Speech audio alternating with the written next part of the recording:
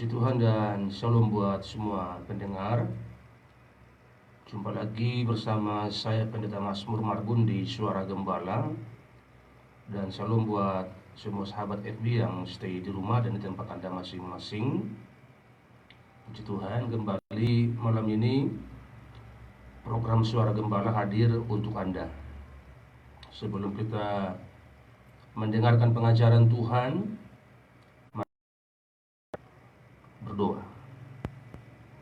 Kami bersyukur buat kesempatan yang baik malam ini, Aba Bapa, karena kasih karunia Tuhan kembali program Suara Gembala hadir untuk memberkati banyak orang lewat kebenaran Tuhan. Roh Kudus mengurapi dan melawat setiap pendengar, biar mereka boleh menikmati kebenaran Tuhan malam hari ini. Dalam nama Tuhan Yesus. Haleluya. Amin.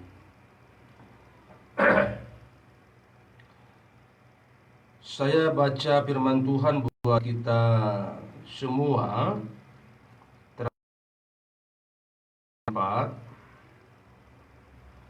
Lukas pasalnya 4 mulai ayat 1.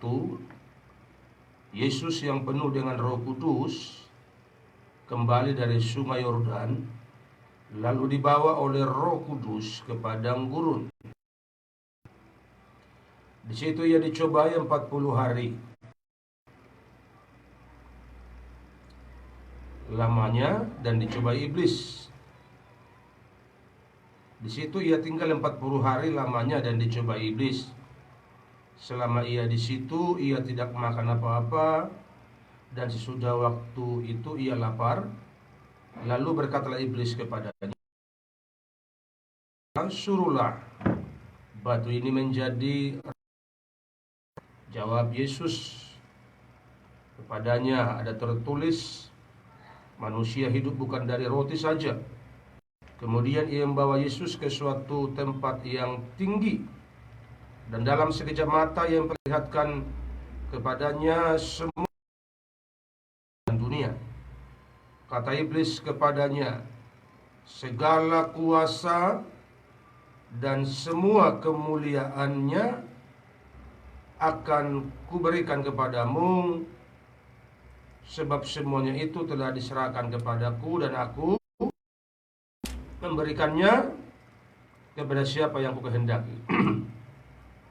Jadi jika engkau menyembah aku, seluruhnya itu akan menjadi milikmu. Ada tertulis, engkau harus menyembah Tuhan Allahmu, dan hanya kepada Dia sajalah engkau berbakti. Kemudian ia membawa Yesus ke Yerusalem. Dia di bubungan Bait Allah. Lalu berkata kepadanya, jika engkau anak Allah, jatuhkanlah dirimu dari sini ke bawah. Sebab ada tertulis mengenai engkau, ia akan memerintahkan malaikat-malaikatnya untuk melindungi engkau, dan mereka akan menatang engkau di atas tangannya, supaya kakimu jangan terantuk kepada batu. Yesus menjawabnya katanya, ada firman, jangan engkau mencobai Tuhan Allahmu. Sesudah iblis mengakhiri semua pencobaan itu, ia mundur daripadanya dan menunggu waktu yang baik. Puji Tuhan, yang berbahagia adalah mereka yang mendengar firman Tuhan dan yang melakukannya dalam kehidupan mereka hari lepas.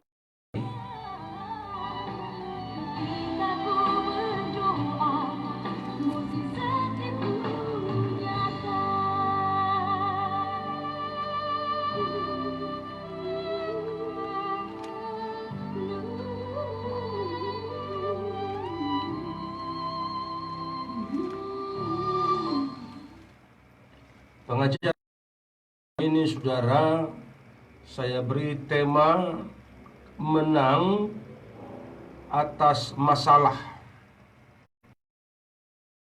Ini menjadi impian semua orang, menjadi kerinduan semua orang untuk bisa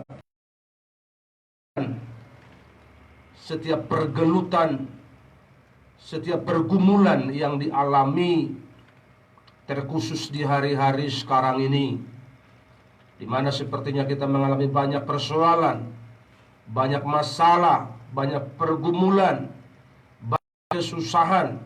Tentu kita berharap kita bisa memenangkan semuanya dengan baik. Dan saya akan menyampaikan kepada saudara apa yang perlu kita perbuat, apa yang perlu kita kerjakan untuk kita bisa menang atas masalah tersebut. Seperti apa yang dialami oleh Yesus di awal-awal mula dia melayani. Dia puasa 40 hari seperti apa yang sudah kita baca. Dan Alkitab berkata setelah dia lapar, dia mulai masuk dalam dimensi pencobaan. Sehingga iblis melihat ini timing yang tepat, ini peluang yang tepat untuk mencobai, untuk mengganggu. Kenapa? Karena dia sedang membutuhkan banget. Dia sedang susah, dia sedang haus, dia sedang lapar. Saya akan datang memberikan umpan supaya dia terjerembab, terjerumus kepada lingkaran kegelapan. Itu mungkin otaknya kuasa gelap pada waktu itu. Tetapi apa yang diperbuat oleh Tuhan, itu yang perlu kita lakukan dan kita mengerti, kita pelajari baik malam hari ini. Yang pertama, agar menang atas masalah, sama 4 saya baca. Lalu berkatalah iblis kepadanya, jika engkau anak Allah, suruhlah batu ini menjadi roti. Jawab Yesus kepadanya, ada tertulis, manusia hidup bukan dari roti saja. Yang pertama saudara, untuk memenangkan masalah tersebut, bagaimana caranya agar kita menang atas masalah? Yang pertama, fokus pada Tuhan dan bukan pada kebutuhan. Fokus pada Tuhan dan bukan pada kebutuhan. Saya beritahu kepada saudara, jikalau kita fokus kepada masalah, maka secara pelan-pelan kita mulai mengecilkan kuasa Tuhan. Saya berharap saudara bisa menangkap dengan baik. Kalau kita fokus pada persoalan, kalau kita fokus pada masalah, maka lambat laun kita akan mengecilkan kuasa Tuhan dalam pola pikir kita, dalam hati kita. Kenapa? Karena fokus kita kepada kebutuhan kita. Tetapi sebaliknya, kalau kita fokus pada Tuhan, maka kita akan menganggap kecil kebutuhan kita. Kalau kita fokus pada Tuhan, maka kita akan menganggap sepele kebutuhan kita. Kenapa? Karena ayat 4 berkata, manusia hidup bukan dari roti saja, tetapi dari kebenaran Tuhan. Ini sebenarnya memberikan sebuah inspirasi kepada umat Tuhan bahwa kebutuhan itu harusnya bukan nomor 1. Keperluan itu harusnya bukan nomor 1. Tuhan harus tetap nomor 1. Sampai Tuhan berkata bahwa manusia hidup bukan dari roti saja. Tujuannya, artinya kepada gereja Tuhan, kepada umat Tuhan, jangan utamakan makananmu, jangan utamakan kepentinganmu, Tuhanmu. Itu maksud Tuhan lewat persoalan ini. Dia berikan sebuah pengajaran kepada gereja bahwa kebutuhan itu tidak boleh menggantikan posisinya Tuhan. Ada amin? Jadi kalau kita fokus pada Tuhan, maka kita akan menganggap sepele persoalan-persoalan kebutuhan kita. Persoalan-persoalan yang lain pun kita akan anggap enteng, kita akan anggap biasa, kita akan anggap kecil kalau fokus kita kepada Tuhan.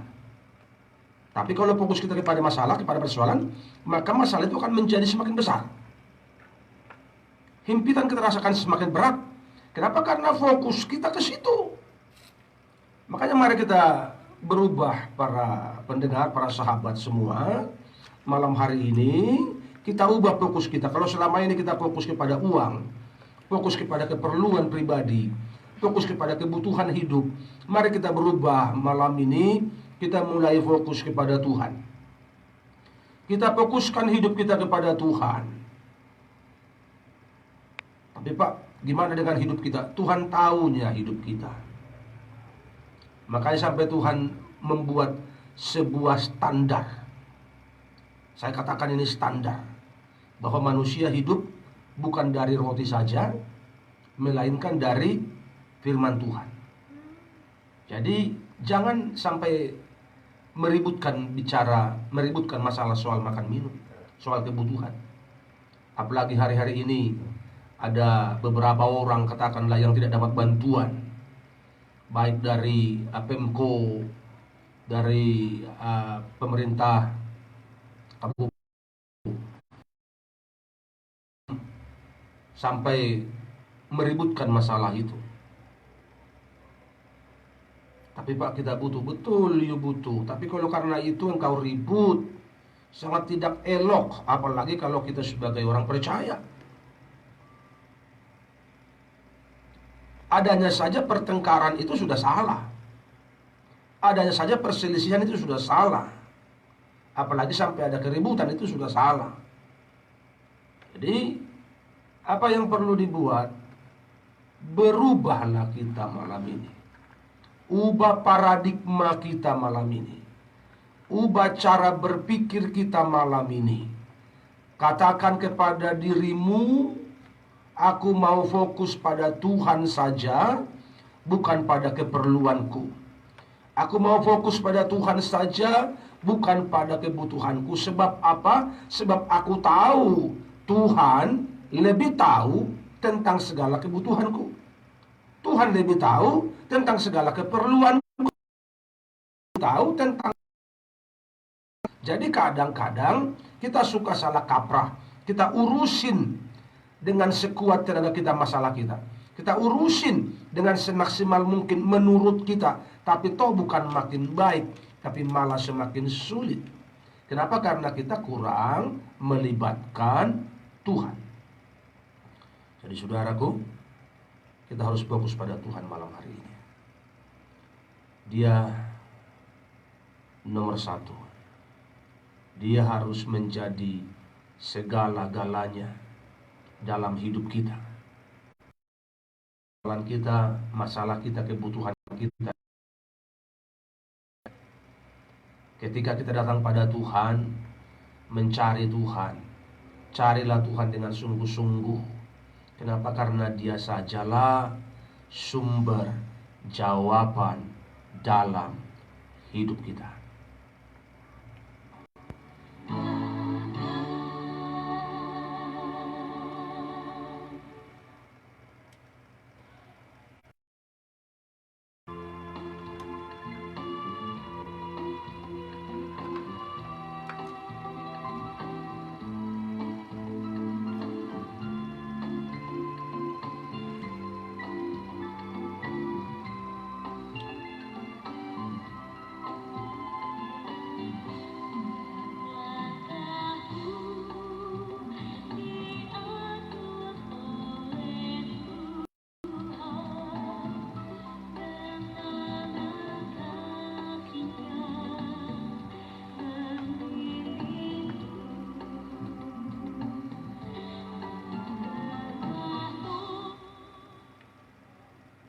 Poin yang kedua, ayat 5 sampai 8 saya baca buat saudara. Kemudian ia membawa Yesus ke suatu tempat yang tinggi, dan dalam mata ia memperlihatkan kepadanya semua kerajaan dunia. Kata iblis kepadanya, segala kuasa ini, segala kuasa itu serta kemuliaannya akan kuberikan kepadamu, sebab semuanya itu telah diserahkan kepadaku, dan aku memberikannya kepada siapa saja yang kukehendaki. Jadi jikalau menyembah aku, seluruhnya itu akan menjadi milikmu. Tetapi Yesus berkata kepadanya, ada tertulis, engkau harus menyembah Tuhan Allahmu, dan hanya kepada Dia sajalah engkau berbakti. Saudara pendengar, ini rayuan ini, gombalnya iblis ini luar biasa sekali, saudara. Karena saudara bisa bayangkan, semua kerajaan dunia ini akan kuberikan kepadamu. Kalau dihitung nilai uang itu sudah nggak terhitung lagi itu. Dunia loh. Itu wow, besar sekali. Orang percaya yang jatuh di sini, di godaan ini. Banyak orang percaya jatuh di rayuan ini. Apalagi ketika kita terdesak. Yesus sedang terdesak pada waktu itu, terdesak dalam keadaan, karena dia sedang puasa 40 hari, dia lapar. Artinya situasi yang betul-betul tidak mendukung dia, dan dia butuh bantuan, dia butuh pertolongan. Dan iblis datang menawarkan. Dalam ini iblis juga sering menawarkan kepada kita. Tinggal selama ini kita sadar apa tidak. Kita melawan rayuannya atau kita mengikuti rayuannya. Dan kadang bahkan orang tidak sadar bahwa dia sedang dipengaruhi, dia sedang dikendalikan oleh roh jahat. Kenapa? Karena kehidupan terus menerus buat rohaninya mati, sehingga dia nggak bisa lagi membedakan mana kemauan iblis, mana kemauan sendiri, mana kemauan Tuhan. Jadi yang kedua, agar menang atas masalah, Tuhan lebih utama dari segalanya. Tuhan harus lebih utama dari segalanya dalam hidup kita. Dosa, walaupun itu menghasilkan banyak uang, kalau kita menjadikan Tuhan lebih utama, maka kita akan berani menolak itu. Kenapa? Karena lebih baik kita tidak punya, tapi kita tidak melukai hati Tuhan. Ini hanya orang-orang yang mengerti dan cinta Tuhan yang bisa menangkap dan mengamenkan kebenaran ini. Apalagi kalau situasi kita sedang terpojok, kita membutuhkan uang, tiba-tiba ada bujukan, ada rayuan untuk kita berdosa, untuk kita korupsi, melakukan hal yang menyeleweng untuk mendapatkan uang. Banyak orang terjerumus di situ. Kenapa? Karena didesak oleh kebutuhan, didesak oleh keadaan, sehingga dia berkata, Tuhan, udahlah, berdosa itu aku minta ampun, aku dipaksa ini. Dan saya mau katakan kepada saudara, iblis tidak minta saudara jatuh 2 kali. Iblis tidak minta kita melanggar firman Tuhan 2 kali. Iblis hanya minta kita sekali. Karena Hawa diperdaya oleh iblis itu sekali. Dan akibat Hawa diperdaya, ikut Adam terperdaya, itu cuma sekali.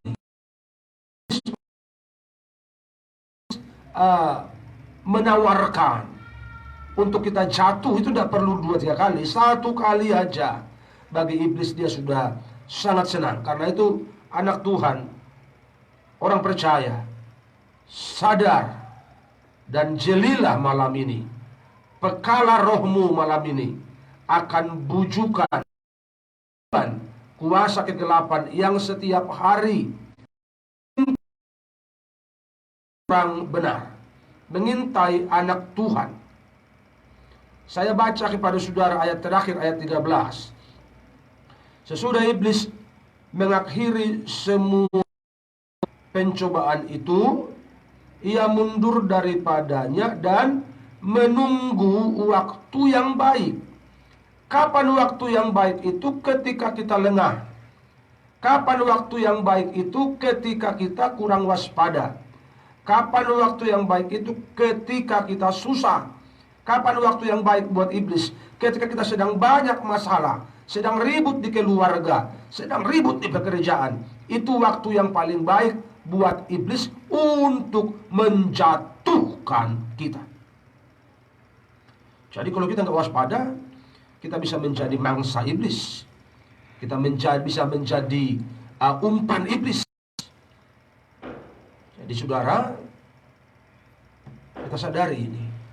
Hanya orang-orang yang dekat dengan Tuhan yang bisa membedakan kemauan setan dan kemauan Tuhan. Kalau orang-orang yang tidak dekat dengan Tuhan, bagi dia sama rata semua. Dia tidak punya kepekaan roh untuk bisa membedakannya. Makanya dekat dengan Tuhan. Dekat dengan Tuhan. Karena hanya dekat dengan Tuhan kita bisa untuk membedakan mana yang dari Tuhan, mana yang dari setan. Jadi fokus kita tadi, yang pertama fokus pada Tuhan. Yang kedua, Tuhan harus lebih utama dari segala-galanya. Jadi walaupun kita salah, jangan karena masalah kita berdosa. Walaupun kita lagi punya banyak persoalan, jangan karena masalah itu kita kompromi dengan dosa. Tuhan harus lebih utama. Apa yang diperbuat Yesus ini ketika dia dicobai menjadi sebuah pembelajaran bagi kita sampai selama, bahwa jangan karena kepentingan jangan karena kepentingan sesaat kita melukai hati Tuhan. Jangan karena kepentingan sesaat kita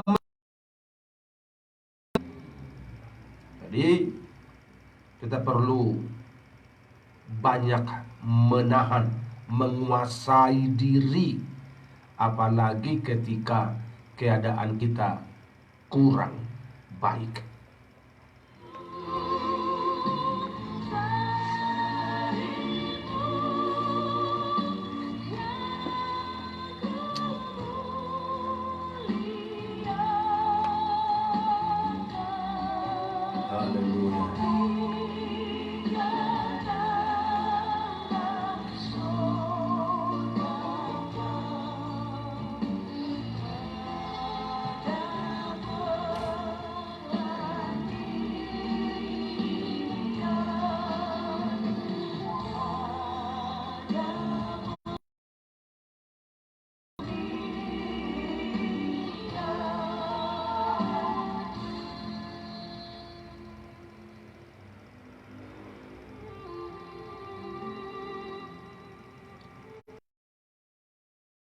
Saudaraku, saya baca ayat 9. Kemudian ia membawa Yesus ke Yerusalem dan menempatkan dia di hubungan bait Allah. Lalu berkata kepadanya, "Jika engkau anak Allah, jatuhkanlah dirimu dari sini ke bawah. Sebab ada tertulis mengenai engkau, ia akan memerintahkan malaikat-malaikatnya untuk melindungi engkau, dan mereka akan menatang engkau di atas tangannya, supaya kakimu jangan terantuk kepada batu." Yesus menjawabnya katanya, "Ada firman, jangan engkau mencobai Tuhan Allahmu." Poin yang ketiga, saudaraku, untuk masalah tunduk pada firman. Ketika ada firman Tuhan berkata, pakai argumen lagi. Tidak usah kita pakai bela-bela diri lagi. Tapi tidak perlu. Kalau firman Tuhan yang bilang, walaupun hati kita, kalau firman Tuhan yang bilang walaupun tidak seirama dengan kemauan kita, tidak seirama dengan kondisi kita, tapi kepada kebenaran Tuhan, sebagai orang percaya, kita harus berkata amin. Dan setelah kita katakan amin, kita mulai tunduk, rendahkan hati untuk melakukan kebenaran firman tersebut. Jadi ada tertulis. Artinya kita harus menundukkan ego kita, menundukkan kepentingan kita, menundukkan kemauan kita kepada firman Tuhan. Kemauan kita harus seirama dengan firman Tuhan. Pekerjaan kita harus seirama dengan firman Tuhan. Perbuatan kita hari lepas hari harus seirama dengan firman Tuhan. Itu namanya tunduk pada firman. Kalau soal mendengar dan percaya, iblis pun percaya firman.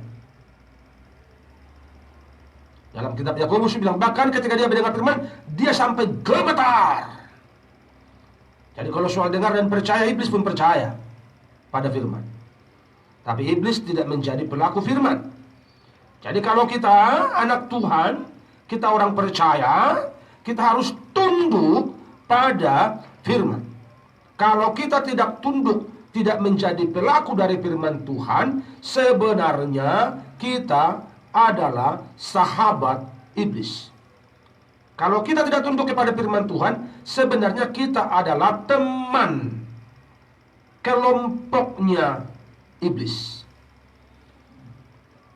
Jadi supaya kita nggak seirama, nggak sekelompok dengan iblis, tunduklah pada Tuhan, tunduk pada firman Tuhan, lakukan firman Tuhan, renungkan siang malam kata Alkitab.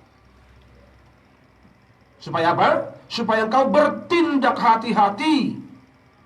Dalam Yosua 1 ayat 8 dan 9. Supaya engkau bertindak hati-hati sesuai dengan apa yang tertulis di dalamnya. Dengan demikian perjalananmu akan berhasil dan engkau akan beruntung. Jadi saudara sadar, melakukan firman Tuhan adalah untuk kepentingan kita sendiri.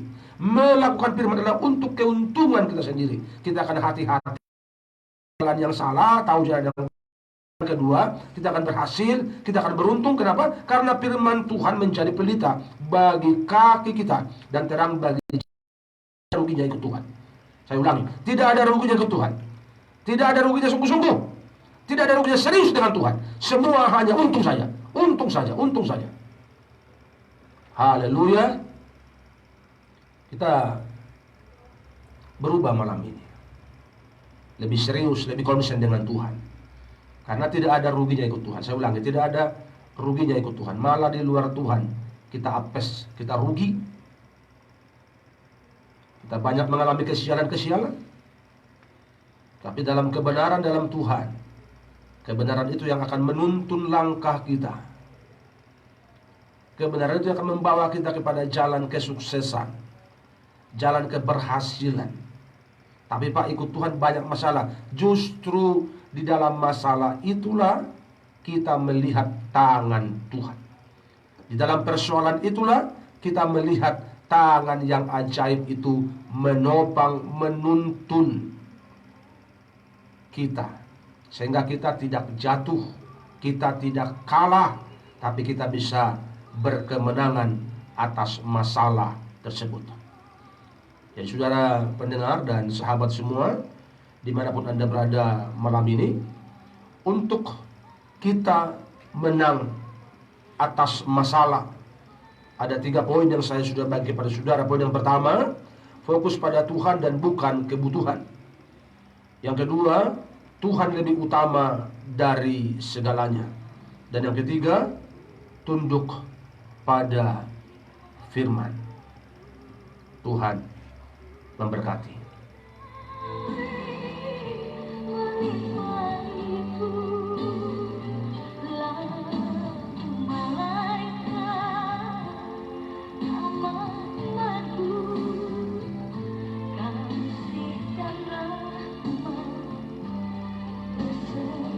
Mari kita menyanyi. Aku bernyanyi bahagia,